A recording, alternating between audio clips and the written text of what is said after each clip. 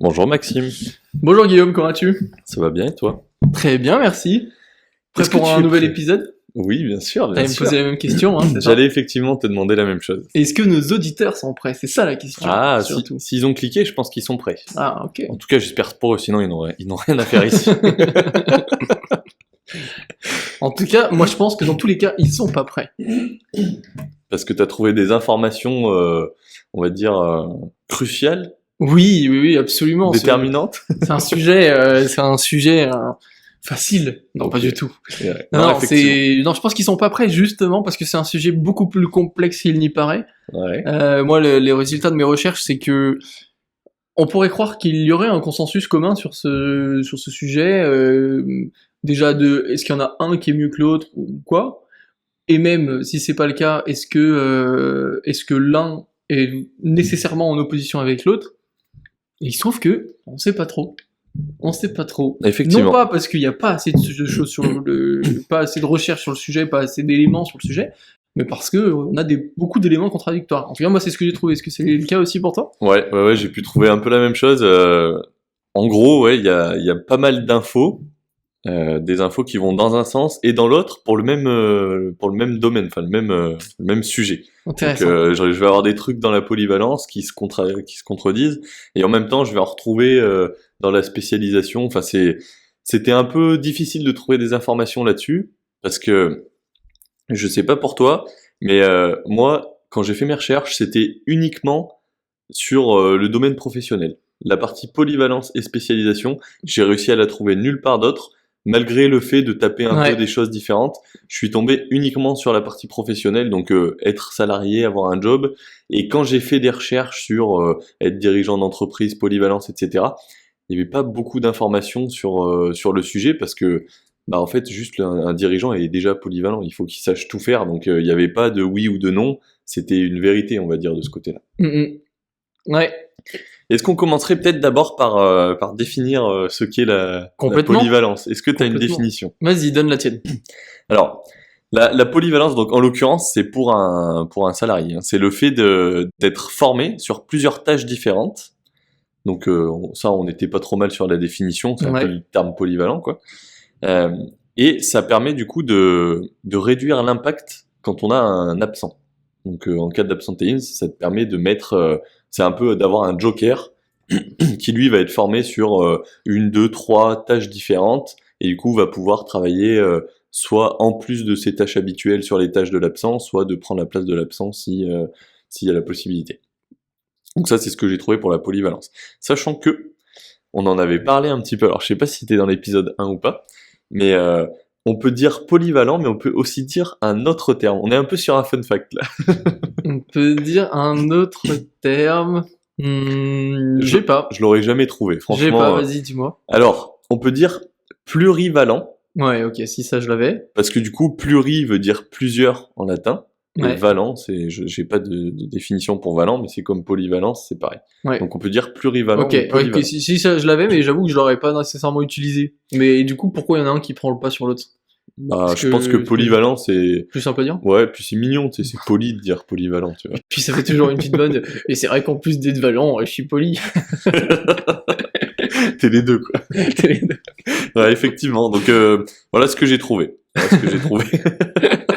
Ok, bah en fait, effectivement, là, si on le sort du cadre salariat, c'est juste la capacité à avoir plusieurs compétences ou plusieurs fonctions, en fait, vraiment, Ouais. capable de faire plusieurs choses. Ouais, mais tu vois, c'est énormément utilisé justement dans la partie job, dans la partie professionnelle. On parlait du sport sur l'épisode 1, j'ai pas trouvé de polyvalence sur le sport. Ou du moins, je pense que il faut tellement pour exceller dans un sport se spécialiser qu'on peut pas parler de polyvalence, tu vois. Ou alors on parle de polyvalence mais sur du loisir et du coup il n'y a pas de recherche ou d'articles ou de personnes qui parlent de ça parce que peut-être, je sais pas, tout le monde s'en fiche d'être polyvalent Ouais, quand t'es bien sûr. en district, tu vois. Effectivement. Mais alors par contre, j'aimerais revenir sur un point avant ou peut-être non, on va finir les définitions et on va partir sur la spécialisation. Je t'en prie. Moi, j'ai trouvé que c'était vraiment assez simple, le fait de se consacrer à un domaine particulier. Ok. Donc d'être focus sur un domaine, un secteur d'activité, une expertise en fait. Ok. Sachant que là, en l'occurrence, quand tu parles d'un domaine, on dit pas par exemple la médecine, on dit un domaine précis dans la médecine. Ouais, on pourrait ou pas, ça dépend. Parce que ça va plus faire partie de la polyvalence. Tu vois, c'est un exemple que j'ai pu trouver. Un médecin généraliste, il est polyvalent parce qu'il a beaucoup de connaissances dans plein de domaines liés à la médecine, mais c'est des connaissances qui sont limitées et qui lui permettent de traiter les petits mots que peuvent avoir les gens. C'est au niveau d'un métier en réalité, c'est plus au niveau d'un métier que d'un secteur d'activité, ça c'est sûr. Donc on peut dire d'un médecin qu'il est spécialisé dans la médecine, mais il est polyvalent parce qu'il est dans plein de médecines différentes au final.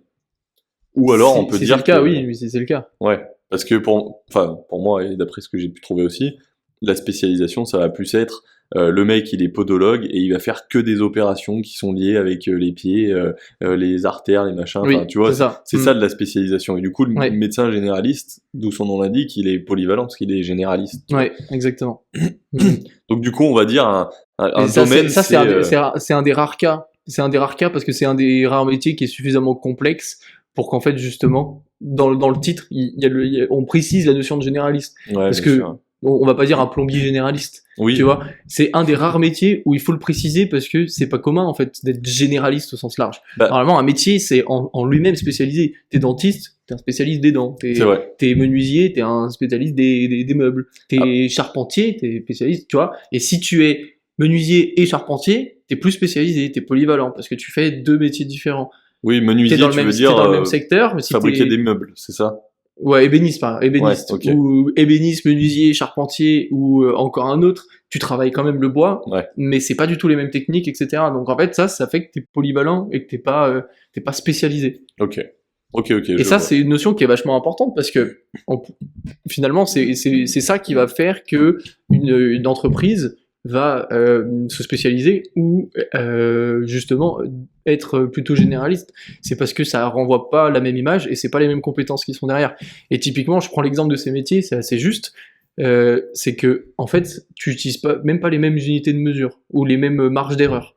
Donc imagine, toi, t'es ébéniste, t'as l'habitude de travailler au millimètre, et d'un seul coup, le lendemain, t'as une autre mission, c'est de la charpente, et en fait, tu travailles pas au millimètre près, parce que franchement, sur une charpente, si tu décales de 5 mm ou pas, ça change pas grand-chose, tu vois.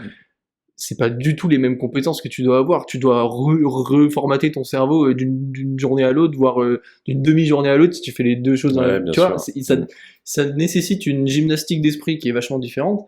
Et c'est pour ça que c'est pas donné à tout le monde. Tu peux pas d'un seul coup être polyvalent, d'un seul coup être spécialisé. Et c'est un choix que tu fais au détriment de certaines choses. Et du coup, est-ce que tu peux avoir deux spécialités? Là est la question. Alors là, c'est la question, effectivement.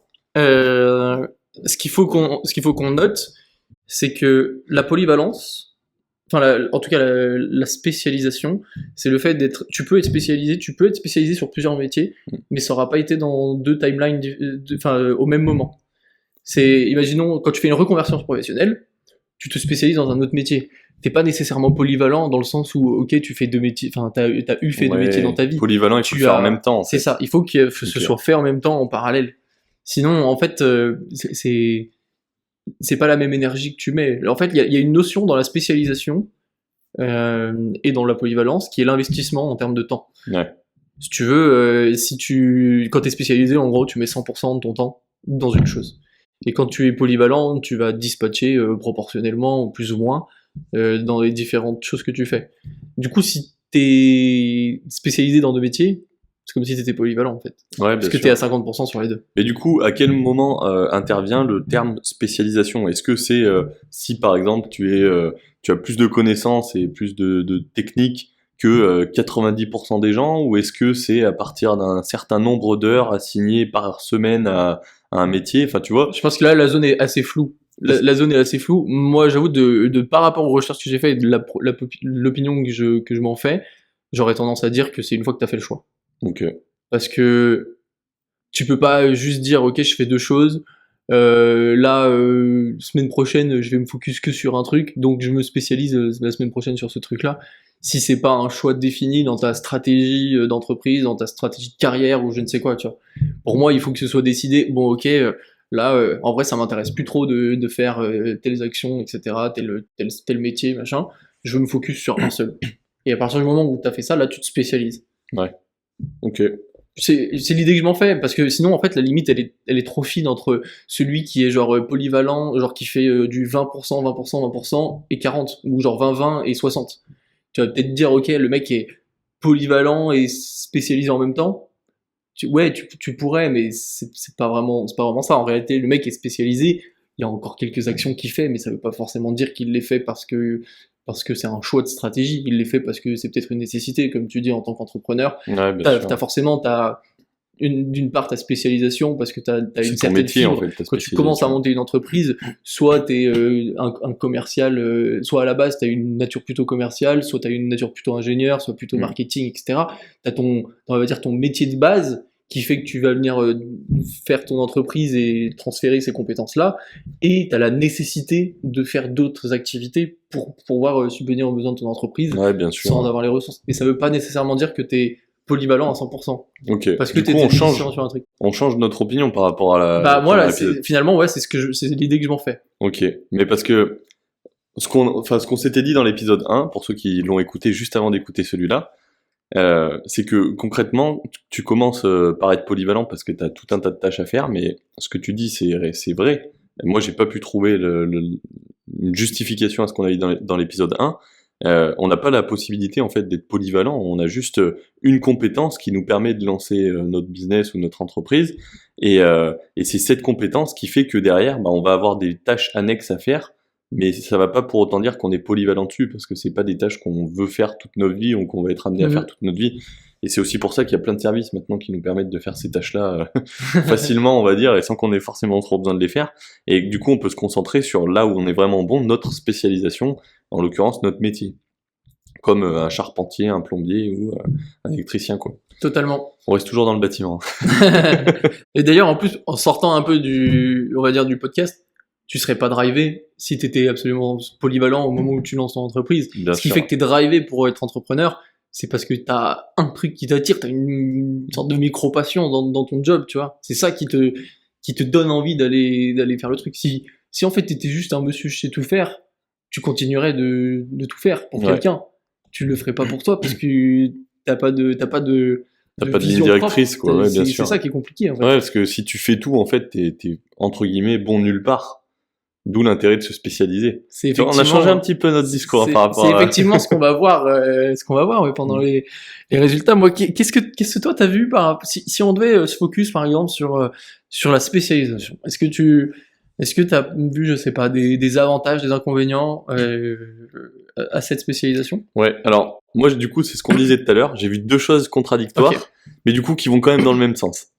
Alors, je m'explique. Dans la spécialisation, le gros avantage que tu as quand tu es une entreprise et que tu fais spécialiser tes employés, c'est que tu vas pouvoir les spécialiser sur certaines tâches précises, et du coup, tu vas pouvoir découper le process et assigner, par exemple, une, deux, trois tâches à chaque fois des personnes différentes. Et du coup, ça va faire comme une chaîne de production. Tu Travailler vois. à la chaîne, du coup. Ouais. Et exactement, et tu vas pouvoir t'en servir pour deux choses. Premièrement, la chaîne de production. Donc c'est pour ça qu'on standardise au maximum dans les chaînes de production, on standardise au maximum les tâches que vont faire les employés pour qu'ils aient le moins de réflexion obligatoire possible pour faire leur job. Ce qui fait qu'ils vont faire tout le temps la même chose, répétitif, et ça évite au maximum l'erreur et ça augmente la productivité à balle. Donc ça, c'est ce que j'ai pu voir dans ce sens-là, donc pour les employés qui sont au bas niveau, on va dire, qui sont sur la ligne de production et qui n'ont Ouais. pas besoin de réfléchir. Deuxième chose, du coup, ça permet aussi à ceux qui sont du coup on va dire dans des fonctions clés, quand ils sont standardisés, d'être vraiment très bons dans leurs fonctions. Donc en l'occurrence, par exemple, le mec qui est commercial, il va rien faire d'autre. Il y aura une personne qui va s'occuper de lui faire ses papiers, une personne qui va l'occuper de faire les devis, etc. Lui, il fera que les rendez-vous commerciaux, que les meetings, etc. Et du coup, il va être très bon là-dedans. Et ça va permettre à l'entreprise d'augmenter aussi cette productivité-là, ou du moins d'augmenter les accords qui sont conclus ou le chiffre d'affaires. Mhm. Donc c'est contradictoire parce que d'un côté, on va dire, ça permet de standardiser sur les plus petits échelons, et d'un autre côté, en fait, ça permet d'exceller sur les plus hauts échelons. Tu vois, ce qu'on peut se dire, c'est que la polyvalence, c'est bien quand t'es au bas du niveau parce que ça te permet d'être un petit peu bon partout et d'être facile pour remplacer une personne. Mais quand t'arrives du coup à un haut niveau, tu peux pas être remplacé facilement. Donc t'es obligé d'être spécialisé. Et le problème que ça pose, c'est que quand t'es spécialisé et que t'es pas là, personne peut faire ton taf à ta place. Ouais. Donc si par exemple t'as un mec qui est commercial et il part pendant 6 mois en arrêt maladie pour burn-out par exemple, et bah t'as personne qui prend sa place. Et là ça fait vraiment une dent creuse à cet endroit-là où t'as plus personne quoi, tu vois, et ça devient très compliqué. Donc la polyvalence c'est important. Et ouais, mais alors du coup, tu remarques que sur ton premier cas, sur on va dire la chaîne de prod, ben c'est à la fois de la spécialisation, à la fois ça n'est pas tant que ça. Parce que pour faire cette spécialisation, pour on va dire faire en sorte que les gens fassent qu'une seule tâche, on standardise tellement qu'ils sont pas réellement experts. Parce que un des critères de la spécialisation, c'est justement d'être expert. Comme tu le dis, le commercial qui est tellement bon, etc., il n'a pas des process prédéfinis, on va pas lui standardiser exactement ce qu'il fait. Au contraire, c'est le fait qu'il soit expert, qu'il a un champ des possibles qui est génial, qui peut s'adapter à son interlocuteur, qui peut utiliser des effets de levier, en fait qu'il a une sorte de créativité, une autorisation de créativité, une liberté de penser et une force d'initiative qui lui permet d'aller exceller dans son métier et d'être bon, alors qu'à l'inverse, ton opérateur sur ta chaîne, on lui demande tout l'inverse. On lui demande pas d'être créatif, on lui demande pas d'essayer de réfléchir un peu à d'autres choses, etc. On lui demande de faire ce qu'il peut faire, et à l'inverse, lui, il est remplaçable parce qu'on a tellement standardisé ces missions-là que donner un bouquin avec le process à quelqu'un et lui dire bah tiens là t'as 20 minutes, tu t'imprègnes de ça, voilà ce que tu dois faire, appuyer sur tel bouton, le gars il part en vacances, tu le remplaces. Parce que c'est standardisé. Et c'est ce qui fait que c'est très contradictoire, tu vois. Exactement. Parce qu'au final, d'un côté c'est indispensable, de l'autre c'est indispensable aussi, mais t'es remplaçable. Donc c'est ultra contradictoire, il n'y a pas vraiment de vérité au final. On peut soit spécialiser, soit être polyvalent, enfin ça changera pas grand chose, j'ai envie de dire, au contraire, spécialiser ça permet d'augmenter la productivité, dans la limite du raisonnable. Ouais. J'ai une théorie après sur... Et du coup là t'es vachement intra-entreprise, mais si tu penses directement juste au niveau de l'entreprise, une entreprise qui se spécialise en disant par exemple je suis un cabinet de conseil comptable, hein, il y a des entreprises qui vont se spécialiser, moi ok je fais que de l'IMO, moi je fais que de la crypto, etc. Là tu vois, on va dire que les gens pour autant vont quand même être remplaçables.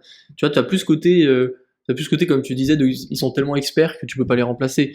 Mais c'est surtout que derrière, l'intérêt de faire ça, c'est que tu vas donner une sorte de légitimité et une valeur ajoutée à ta prestation. Si quelqu'un et après, ça va dépendre du client. Si forcément le client, s'il a besoin de quelqu'un pour faire tous ces trucs de comptabilité, tu vas pas voir un spécialiste. Tu vas avoir quelqu'un qui fait un peu de tout. Et si tu veux quelqu'un qui fait spécifiquement quelque chose, il vaut mieux aller voir l'expert. Ouais, exactement. Donc c'est plus dans ce sens-là, toi, la spécialisation. Moi, c'est plus sur la partie métier en tant que tel dans l'entreprise. Hein. J'ai pas du tout analysé un secteur d'activité, par exemple, de se dire il faut être polyvalent ou pas. Genre des assurances, par exemple. Il y en a qui font que assurance moto. Il y en a ils font assurance de tout, habitat, maison. Enfin, c'est la même chose. En fait, moi, il y a une phrase que j'ai trouvée et qui du coup correspond bien à la façon de penser que j'ai du coup de la spécialisation versus la polyvalence. C'est que le cumul des compétences dans des domaines hétérogènes différents a pour effet de diluer ces compétences-là. C'est-à-dire que si tu fais plusieurs domaines en même temps, tu n'auras jamais toutes les connaissances sur toutes les spécificités de chaque domaine. Tu regardes un sportif ou tu regardes un musicien qui fait par exemple 4 instruments, guitare, piano, violon et flûte, il pourrait être super bon en vrai. Ça pourrait être quelqu'un qui serait capable de te composer une musique à lui tout seul. Ouais, bien sûr. Avec plusieurs instruments, etc. S'enregistrer, il pourrait faire des trucs de ouf. Par contre, il pourra forcément lui manquer des spécificités dans tel style de musique, il faut qu'il y ait tel type de tonalité. Ou par exemple, là c'est peut-être pas le bon exemple, mais si tu spécialises par exemple en type de musique, tu prends quelqu'un qui fait exclusivement du rock et quelqu'un qui fait du rock, du jazz, du blues et autre chose. Bien sûr. T'en as un, il va savoir en une seconde que si tu fais telle chose avec ta guitare, ça va faire tel bruit. Ça fait très rock'n'roll. L'autre, il va avoir une idée qui il va être capable de faire quelque chose, mais beaucoup moins à la perfection. Donc en fait, pas en tant que client, si tu cherches quelqu'un pour reproduire à la perfection un son de rock'n'roll, t'auras tout intérêt de prendre l'expert. Bien sûr. Et si tu veux plutôt quelqu'un qui fait plusieurs styles de musique, parce que tu veux faire je sais pas, un événement et que tu sais que tout le monde n'aime pas forcément le rock et qu'il faut que ça varie un petit peu, bah tu vas prendre le généraliste, parce que sinon tu prends ton mec qui fait du rock'n'roll alors que vous êtes 100 personnes. Ouais, forcément, sur tes 100 personnes, normalement, il y en aura il y en aura qui vont se dire, Ouais, il y en a ça un va peu 2 marre. secondes le rock, quoi, tu vois, on passe à autre chose. Johnny se détend. Donc en fait, tu vois, dans ce sens-là, la spécialisation ou la polyvalence, il n'y en a pas forcément un qui prend le dessus sur l'autre en termes de qu'est-ce qui est mieux, tu vois. C'est plus, En tu vas fonction du domaine. cibler des choses, tu vas cibler des clients différents. Mm. Les personnes vont s'intéresser à toi pour des raisons différentes. Ouais, bien C'est sûr. vraiment ça, en fait. Après, moi je vais rebondir là-dessus, mais une entreprise qui est polyvalente dans ses services, ça veut pas dire qu'elle est pas spécialisée aussi. Parce qu'il peut y avoir un spécialiste dans chaque service qui fait que, par exemple, le mec qui fait de l'assurance, bah, il va avoir un spécialiste d'assurance auto, un spécialiste d'assurance voiture, maison, enfin, tu vois, c'est... Je viens de dire 2 fois la même chose. Ouais, mais ce sera sur d'autres choses où t'es pas spécialisé parce que du coup, t'auras pas les mêmes effets de levier. Quelqu'un qui se spécialise dans quelque chose, par exemple, pour acheter des produits, si t'es spécialisé dans telle typologie de produits, tu vas les acheter en plus grosse quantité. Du coup, tu vas les acheter moins cher. Tu auras peut-être du coup des meilleurs prix, etc. Tu vois, en fait, il y a toujours le fait d'être polyvalent fera toujours que tu vas manquer quelque part quelque chose dans la spécialisation, en fait.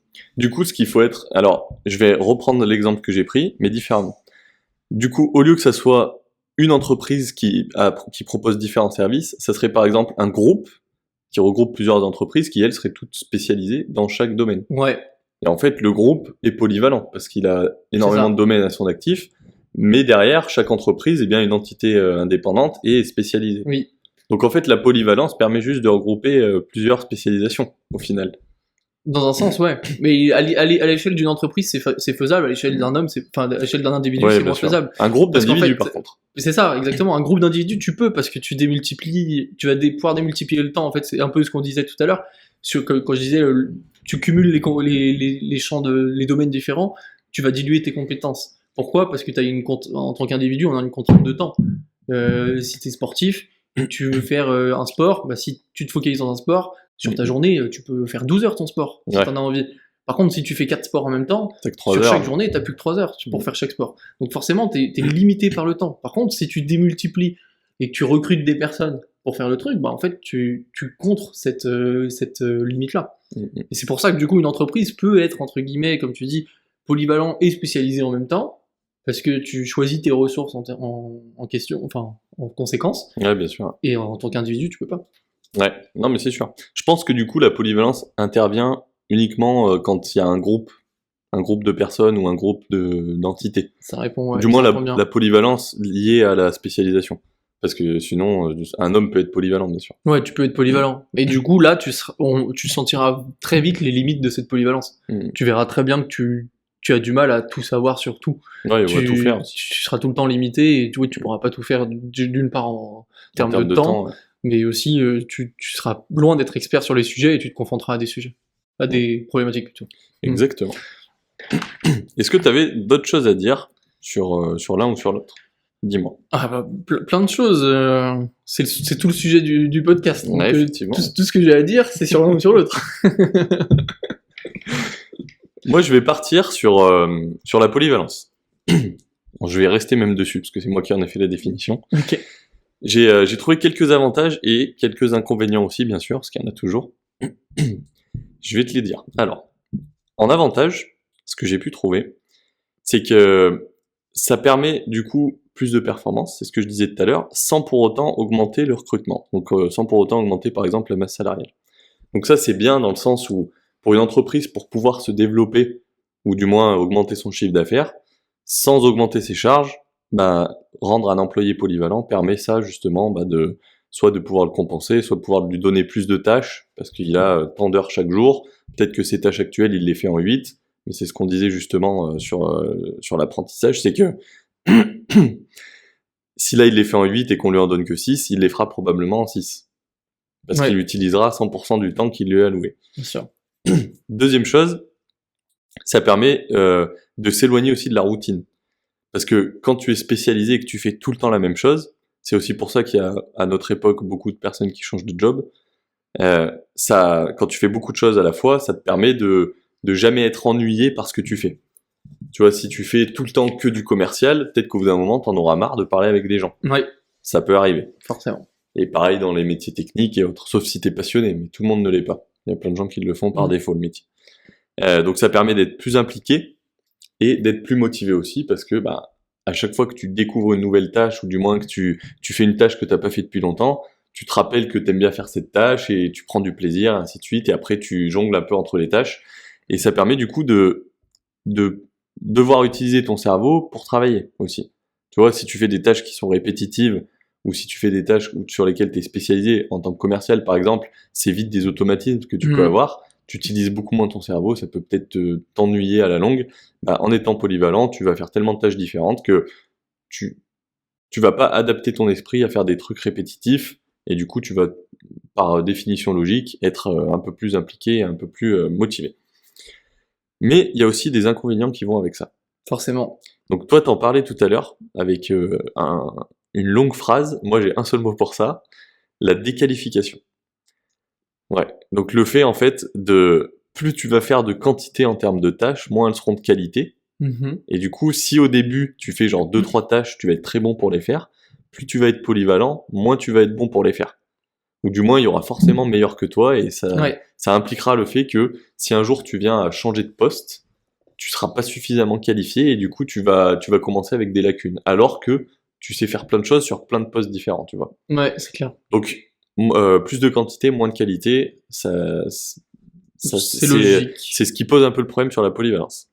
Et aussi et surtout, ça arrive aussi avec beaucoup de surmenage, parce que quand tu fais beaucoup de tâches à la fois, des tâches qui sont différentes, t'es amené à utiliser ton cerveau de façon plus intensive, parce qu'il faut que tu te rappelles de telle chose et de telle chose, et du coup que tu fasses la liaison entre les deux, et ainsi de suite. Et comme t'es amené à réfléchir, ton corps et ton esprit fatiguent plus vite, donc tu peux avoir de la fatigue et du surmenage. Ouais. Ce qui paraît quand même assez logique. Ce qui est plutôt logique. Vu que t'étais dans les inconvénients, je vais te suivre là-dedans aussi, parce que j'en ai encore un. Je l'ai évoqué tout à l'heure dans l'autre sens, mais on va avoir un côté, une difficulté à se distinguer. C'est-à-dire que vu que tu fais un peu de tout, comme tu disais, c'est un petit peu comme si t'étais bon en rien. Donc en fait, comme tu dis, quelqu'un fera toujours mieux que toi. Le problème, c'est que là, du coup, ça réduit tes opportunités. C'est que si t'es sur le marché du travail, par exemple, et que tu fais un petit peu de tout, si quelqu'un cherche pour une de tes compétences, probablement qu'il va prendre quelqu'un qui est expert sur cette compétence. Bien sûr, bien sûr. Donc, potentiellement, tu te limites. Deuxième difficulté, c'est, tu parles de qualité. Parfois, c'est pas tant sur la qualité, mais sur la complexité du travail. Si quelqu'un vient avec une mission qui est très difficile, typiquement, si je parle de maths, quelqu'un vient et te demande de résoudre quelque chose de très très difficile. Si toi, t'es spécialisé en maths, tu vas potentiellement réussir à résoudre le problème en quelques secondes ou quelques minutes. Voilà. Ou même réussir tout court déjà. Réussir. Okay, voilà, dis même pas tant c'est que tu as les compétences parce que t'es allé suffisamment haut dans l'échelon de la spécialisation pour arriver sur les derniers 10% et te dire ok, je suis capable de tout faire en fait en maths. Ouais, versus si tu es polyvalent, tu fais à la fois des maths, du français, etc. Peut-être que t'en sais un peu de partout, mais tu sauras pas tout. Peut-être que t'es à 70% partout et qu'en fait, les 30% qui te manquent, ça va être les 30% pour faire cette tâche. Donc tu sur laquelle pourrais tu vas pas être ne pas répondre à des appels d'offres, ou ce genre de choses, ou ne pas être expert. Typiquement, je pensais à le fait d'être professeur. J'ai pris l'exemple des matières, mais ça me paraît assez logique de me dire le professeur qui fait exclusivement des maths tout le temps, tout au long de sa carrière, à plusieurs niveaux différents d'études potentiellement, ça doit être une bête en maths. Le gars qui, le matin, il enseigne le français, l'histoire géo, la fin de matinée, il est en histoire, après il est en maths et ensuite en physique. Tu te doutes que le jour où tu as besoin de lui pour faire des trucs très complexes dans un domaine, il aura peut-être quand même les compétences, mais peut-être pas toutes. Tu vois. Donc, est-ce que tu veux dire par là que pour toutes les personnes qui ont écouté l'épisode sur le système scolaire, le système éducatif, les gens qui ont le même prof dans plusieurs matières seront moins bons que les gens qui ont un prof spécialisé dans chaque matière? C'est possible. Et tu vois, ce qui est amusant, et en fait, ça dépend des standards que tu as, parce que si on le réagit, si on dit que ça c'est vrai, ce que tu viens de dire est vrai, On pourrait dire, mais du coup, le professeur en primaire et maternelle qui fait toutes les matières, du coup, parce que en général, t'as un seul professeur tout au long de ton année, un maître. J'ai Comme déjà on la appelle réponse. ça. J'ai déjà la On réponse.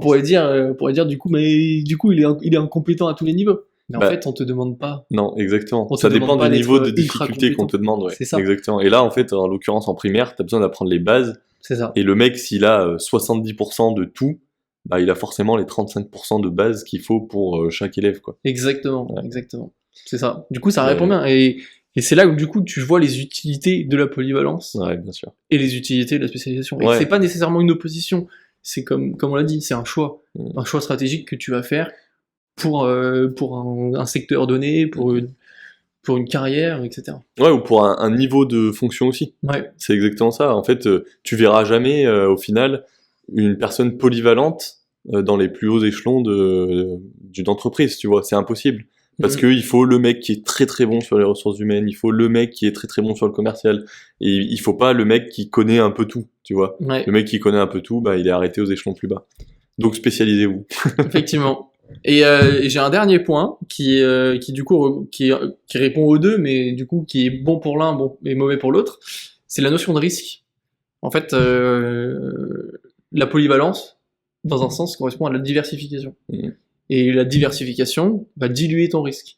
Ok. Donc, si tu as plusieurs compétences, le jour où sur un des domaines que tu gères, il y a, je sais pas, des révolutions, des changements de règles, je ne sais quoi, tout est revu et du coup, ça met en péril ton activité. En fait, t'en as d'autres qui te viennent en secours. Ouais, bien Donc, sûr. une entreprise qui est absolument, par exemple, focus crypto-monnaie, et demain, les cryptos, on dit non, c'est bon, c'est mort là. C'est illégal. Ça fait longtemps qu'on se pose la question, maintenant c'est mort. Ouais. Bah, ton entreprise, elle est remise en question à 100% et c'est bye bye. Tu vois. Ouais, tu peux couler du jour au lendemain. Alors que si t'es généraliste, que tu fais de la crypto, tu fais de l'IMO, tu fais machin, si je reprends l'exemple des comptables par exemple, Ouais, bien sûr. bah en fait, tu vas, ok, fermer une partie de ton business, mais tu coules pas entièrement. Ouais, bien sûr, bien sûr. Et vice versa. Et voilà, donc c'est. Mais du coup, c'est assez intéressant. chose qui est valable quand tu atteins un certain seuil dans ta carrière entrepreneuriale, tu vois. Parce qu'au début, tu peux pas être polyvalent. Ou alors, si tu l'es, tu vas mal faire les choses. Et le but étant, quand tu commences, de te spécialiser sur un domaine, de faire en sorte d'être très bon dans ce domaine-là, que tu sois limite un peu la référence dans ce domaine.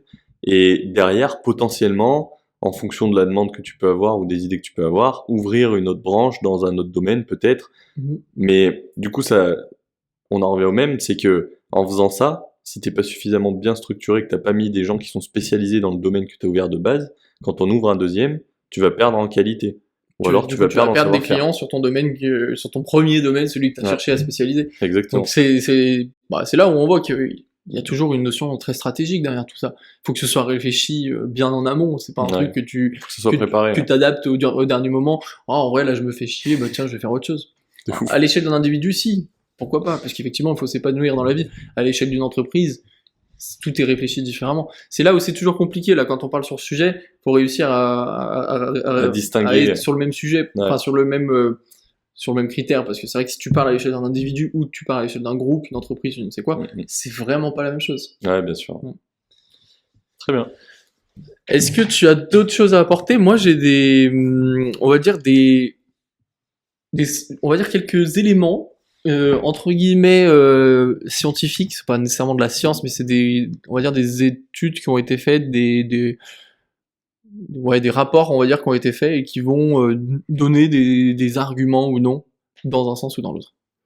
Est-ce que Ouais. tu as d'autres choses à aborder avant, que ce soit en termes d'avantages, d'inconvénients?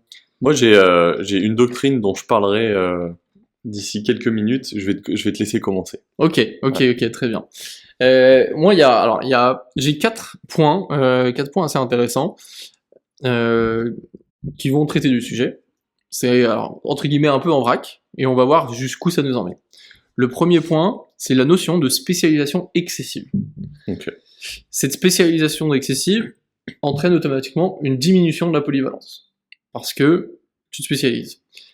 Comme je l'ai dit tout à l'heure, tu as un investissement en temps qui est plus important, et donc du coup, ça limite tes opportunités d'explorer d'autres domaines. Ok. Ça, c'est ce qui va du coup être finalement un des fondements de ce qu'on disait, de qu'est-ce qui est la différence entre la spécialisation, la polyvalence, et qui va venir, cet argument-là va venir dire que les deux sont en opposition. Ouais. Si tu te spécialises, tu réduis ta polyvalence. Comment on dit? Si tu Tu te te polyvalent. polyvalorises. Ouais, peut-être. Pourquoi Tu pas te polyvalises. Ouais. Si tu deviens polyvalent, tu diminues ta spécialisation. Ok. Ok. Ça, c'est l'argument qui dit c'est complètement opposé. On va avoir un autre argument qui est la transférabilité des compétences. Ok. Qui veut dire que quand tu acquiers des compétences dans un domaine, parmi ces compétences, il y en a qui sont transférables et qui te permettent du coup donc d'être polyvalent. Donc cet argument-là, il va dire l'inverse, que finalement, dans un sens, l'expertise, la spécialisation a un caractère et un critère de polyvalence. Encore faut-il que tu puisses la transmettre à quelqu'un, cette connaissance. Mais même pas forcément. Tu peux la réaliser. C'est juste que ça va être... Il y a des conditions. C'est pas toutes les compétences de ton domaine qui sont transférables, et elles sont pas transférables à tous les niveaux. Elles sont transférables dans des domaines identiques, etc. Comme je disais tout à l'heure, quand tu es ébéniste, c'est bien, tu sais utiliser une scie. Donc cette compétence-là, elle est transférable pour être menuisier. Ouais. Par contre, les compétences de calcul, etc., les méthodologies de calcul sont pas forcément transférables, parce que d'un métier à un autre, tu vas pas utiliser les mêmes méthodes, les mêmes marges d'erreur, etc. Donc, en fait, tu vois, ça veut dire que, imaginons, t'es spécialiste, t'es charpentier, il y a un de tes potes qui te dit, vas-y, en vrai, tu veux pas me faire un meuble? On va pas dire que t'es polyvalent, mais de le faire, t'as les capacités de le faire. Ouais. Donc, dans un sens, c'est une forme de polyvalence parce que tu transfères tes compétences. Bien sûr. Ouais. Tu le feras pas comme un mec qui est expert sur le truc, même si toi, t'es un expert absolu dans ton domaine. Bien sûr. Mais du coup, ça, c'est valable uniquement si t'as des domaines qui se ressemblent vraiment. C'est ça. Sur la partie technique de ce domaine-là. C'est ça, c'est vraiment connaissances que tu peux transférer. Que ça soit dans n'importe quel domaine. Un comptable, le mec sait faire des calculs, potentiellement, il pourra aussi faire des calculs d'inclinaison pour le bois d'un charpentier, tu vois. C'est deux domaines qui n'ont rien à voir, mais il y a quand même quelques compétences qu'il peut réutiliser. Il saura faire le calcul en lui-même, mais est-ce qu'il aurait connaissance du calcul? En fait, c'est ça. Tu vois, c'est là les limites du truc. Bien sûr. C'est bien sûr, il sait faire des maths. Ok, super. Mais est-ce que au moment où il se retrouve devant son meuble, devant ses planches, du coup, est-ce qu'il saura que bon, il faut qu'il utilise telle et telle formule pour déterminer que. Bien sûr. Tu vois, c'est ça la question en réalité. C'est ça la compétence en elle-même. C'est pas juste savoir faire des calculs. C'est savoir appliquer le calcul. Du coup, c'est très difficile en fait dans deux domaines différents d'arriver à trouver des compétences transférables. Bah ouais, complètement. Bien sûr. C'est ça qui rend l'enjeu de la spécialisation ou de la polyvalence assez intéressant. Un troisième point, qui est là un peu plus scientifique, on parle de plasticité cérébrale. C'est la théorie que notre cerveau a une forme de plasticité qui là en fait dénote une sorte de flexibilité, il est capable de se, entre guillemets, reformater, de se développer et du coup d'apprendre de nouvelles choses constamment. C'est pour ça que on se développe tout au fil de notre vie. Quand on est jeune, quand on est enfant, on a une très forte plasticité. Notre cerveau, il peut évoluer beaucoup. C'est pour ça qu'on apprend beaucoup plus facilement. Parce qu'il a pas beaucoup de stock aussi. Ouais. Il a pas appris énormément de choses qui viennent contredire des choses qu'on peut apprendre par la suite. Il y a ça, mais il y a même quelque chose de physique, c'est que notre boîte crânienne est encore pas forcément, enfin, à des très très jeunes âges, hein, mais n'est pas encore terminée d'être développée. Donc en fait, ton cerveau, il peut même grossir, diminuer hein, en fonction de, je parle de physiquement, hein, grossir. Et donc du coup, cette plasticité-là fait que tu peux apprendre plus de choses. Okay. Et cette plasticité-là, on en a tout le temps. On en a tout le temps, mais elle est beaucoup moindre. Elle diminue quand tu es adulte, quoi. etc. Mais du coup, ça montre quand même que tu peux être expert et avoir la capacité de développer d'autres compétences. Donc tu pourrais te réorienter, tu peux utiliser des compétences, voilà. C'est un des critères qui peut être utile pour parler de spécialisation et de polyvalence. Et enfin, le quatrième point, c'est l'effet de pratiques variées. C'est le fait que quand tu t'engages dans plusieurs domaines différents, ça favorise ton développement des compétences polyvalentes. Donc, si tu as l'habitude, en fait, ça rejoint un peu la plasticité, mais si tu as l'habitude de faire plusieurs choses différentes, donc d'être polyvalent, par exemple, d'être comptable dans quatre choses différentes, ça fait que ton cerveau a l'habitude de passer d'une chose à une autre, et du coup, ça te rend, par essence, on va dire, plus polyvalent, plus débrouillard. À l'échelle d'un individu, ça fait que t'es le genre de personne qui aura plus de facilité à réfléchir. Tu te trouves devant un problème peut-être que t'as jamais traité, je sais pas, un truc de ta plomberie Ouais. qui casse, peut-être que t'as jamais fait de plomberie de ta vie, mais vu que t'as eu l'habitude, en fait, de transférer, on va dire, des compétences, etc., dans ton métier, bah, tu sais que peut-être tu vas être capable de transférer une autre compétence que t'as déjà utilisée dans ta vie, au fait de réparer ta plomberie, tu vois. Ouais, t'as de la logique aussi derrière, quoi. En C'est fait, ça. t'as tes compétences que t'avais de base, et t'arrives à retrouver une situation peut-être un peu similaire que t'as vécu, pas du tout avec les mêmes caractéristiques, mais un peu similaire. T'as eu déjà une fuite, j'en sais rien, un jour sur ton pneu de vélo, et en fait, tu t'es rendu compte que il fallait changer le pneu, tu vois. Bah là, il faut peut-être changer le joint. Enfin, Ouais. ça a vraiment rien à voir, mais en fait, le cerveau fait que ça a une comparaison similaire, quoi. C'est ça. Et en fait, au final, là, ces deux derniers arguments qui sont très, entre guillemets, scientifiques, qui parlent de comment neurologiquement on fonctionne, montrent que, en fait, dans tous les cas, on a la capacité de travailler l'un ou l'autre, déjà, mais également que il y en a pour tous les goûts. Et c'est ça qui fait qu'aujourd'hui, on est dans un monde qui fonctionne, parce que la façon dont on réfléchit, tu pourrais dire, ouais, mais les personnes qui gagnent le plus d'argent, souvent sont des entrepreneurs, on n'aurait qu'à tous être entrepreneurs, on gagnerait tous de l'argent. Sauf que si on est tous entrepreneurs, il n'y a plus de salariés. Bien sûr. Et s'il n'y a plus de salariés, bah, il n'y a plus vraiment d'entreprise, donc les entrepreneurs ne gagnent plus autant d'argent. Et en fait, tout ça pour répondre à la question qu'en fait, il y en a pour tous les goûts. Il y a des personnes qui sont polyvalentes et qui aiment être polyvalentes, des personnes qui sont spécialisées, qui aiment se spécialiser. Ça répond à la question de pourquoi il y a des personnes qui sont entrepreneurs, qui ont besoin d'être entrepreneurs, qui ont les compétences pour être entrepreneurs, et d'autres qui ont les compétences pour être salariés et qui sont contents d'être salariés. Ouais, bien sûr. Alors que on pourrait toujours trouver des arguments pour dire que une des choses est mieux que l'autre. Et mieux que l'autre, ouais. Exactement. Non, en soi, c'est pas pour autant mieux, c'est juste que ça dépend de chaque personne. Il y a des personnes qui préfèrent. En fait, c'est mieux par rapport à un argument. Mais bien sûr. Si tu prends la poule de tous les arguments, il n'y a jamais quelque chose de mieux, forcément. Chaque situation est adaptable. Exactement. Exactement. Très bien. Et ta doctrine? Ouais, j'ai une doctrine. Moi, je m'arrêterai là après. C'est la dernière info que j'ai trouvée. Donc, ce que je disais tout à l'heure, on parlait de productivité et autres. En fait, il y a une doctrine qui a été créée il y a de nombreuses années de ça. C'était au début de l'automobile. Donc, au début de l'automobile, la standardisation. Je sais pas si tu vas la voir. Si tu parles de toyotisme ou de fordisme, ça me parle. On n'est pas très loin, c'est le taylorisme. Mais taylorisme aussi. Ouais. Donc ça, je m'en rappelais pas, mais je sais que en cours j'en avais parlé parce que j'ai fait un bac commerce et qu'il y avait, on en a parlé de ça. Donc je m'en souvenais un petit peu, mais c'est ce que je disais tout à l'heure sur la partie spécialisation, du coup, mais vraiment au plus bas niveau de l'échelle. C'est-à-dire que tu vas diviser les tâches.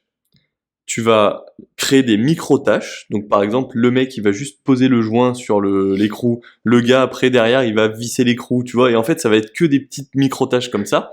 Et ça sera le fait de faire une répétition de ces tâches-là. Donc ça augmente énormément la productivité.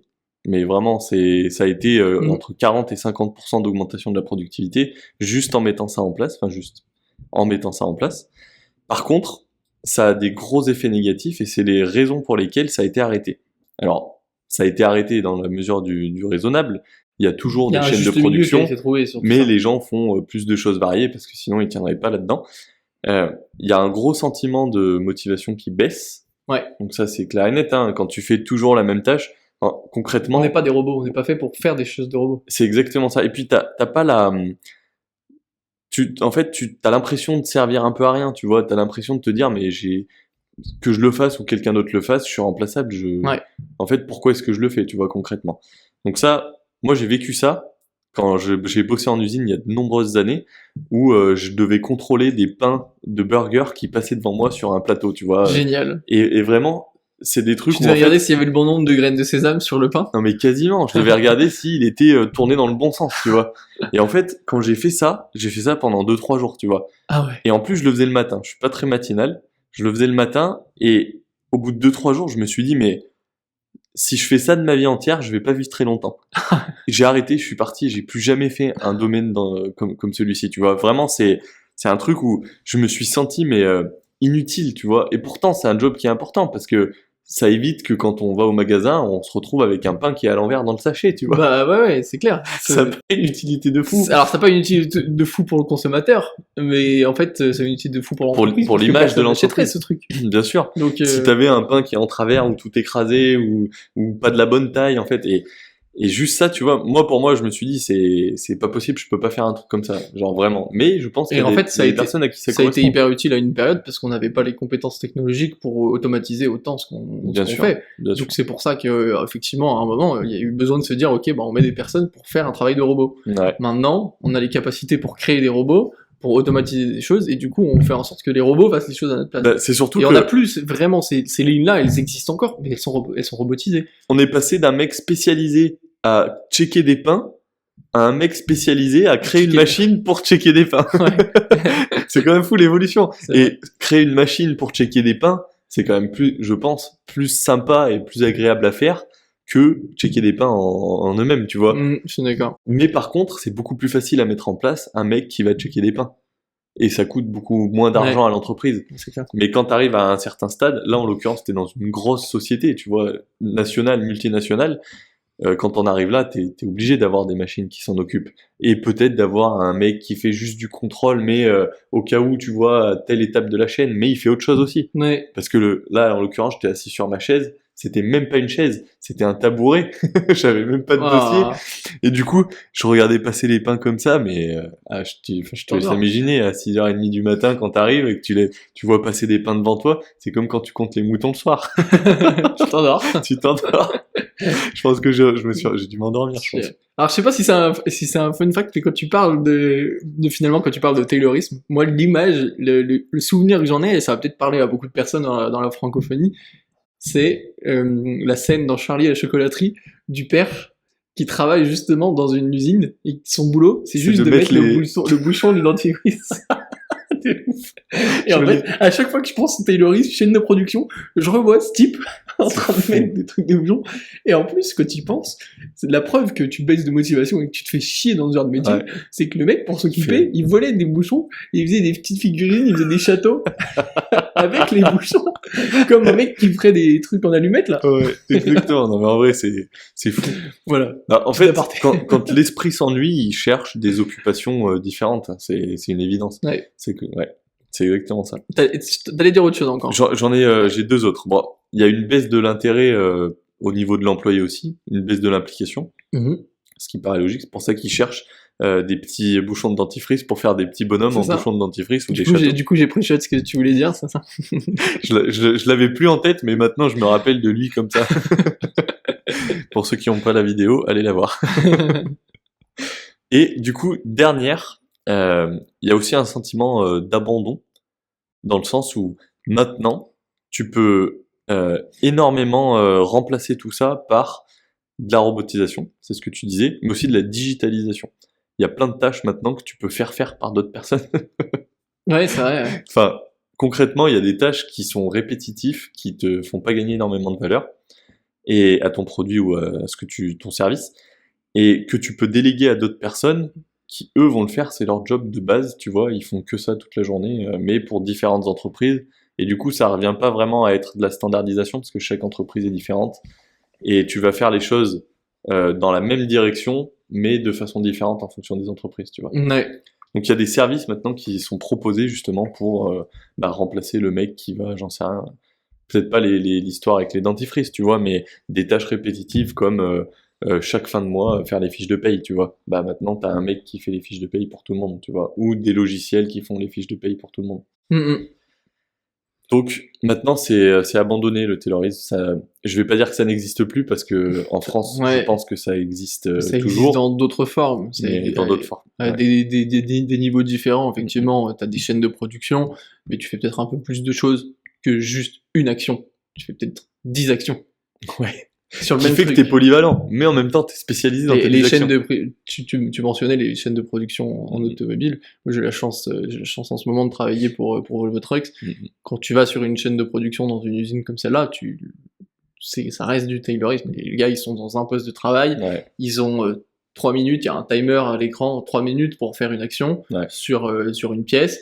enfin plusieurs actions, mais du coup ils ont 3 minutes pour faire, donc ils font 2-3 trucs, etc. Ils sont formés à faire toutes ces choses-là, et 3 minutes sont écoulées, hop, ça bascule, et Ouais, ils refont la exactement. même chose sur l'autre. Mhm. Donc il y a quand même cette notion de répétition, mais on n'est plus sur le truc ultra Ultra standardisé, où vraiment tu fais micro-tâches. juste un truc, peut-être deux, tac, tu fais un point, Ouais. comme on peut le voir des fois sur les Dans les vidéos vidéos hyper satisfaisantes. satisfaisantes, là, Tu sur vois celle avec ouais, le mec, le mec qui fait comme ça.